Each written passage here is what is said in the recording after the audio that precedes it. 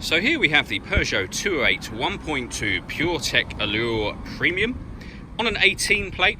I'm going to start off by showing you around the outside of the car, and then we'll hop in and run through some controls on the inside.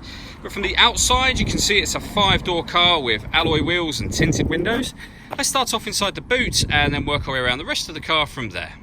So as we approach the boot, you can see we have reversing sensors, plenty of boot space as well, along with the 60/40 split folding rear seat should you need to increase that space even further.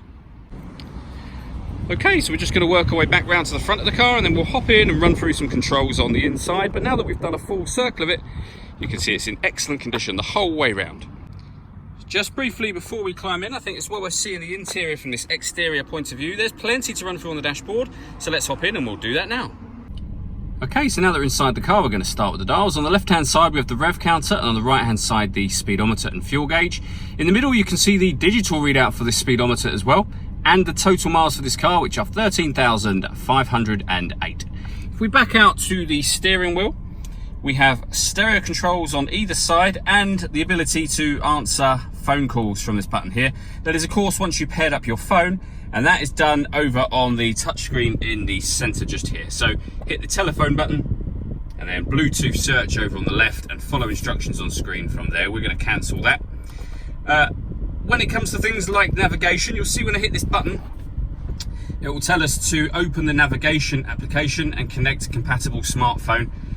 So basically, get the right sat-nav app, connect up your phone, and you'll be able to have satellite navigation kind of linked, if you like, up onto this screen just here. When it comes to music in this car, we've got the radio, which is DAB, AM and FM. So listen to your own music, you can do that as well.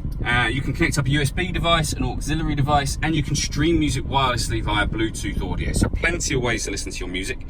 We have the air conditioning just here, so direction of the air, fan speed, temperature, air conditioning off, air conditioning back on again, and this button will recirculate the air that's in the car.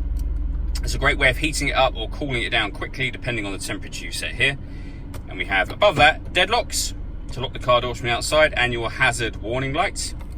Below that, a 12-volt charging socket, the USB and auxiliary inputs that I mentioned a moment ago, and then a 5-speed manual gearbox. All that leaves me to say is thank you for taking the time to watch this video. If you'd like to come and see the car in person and have a test drive, please feel free to call any of our MJA sites. We'd love to hear from you soon.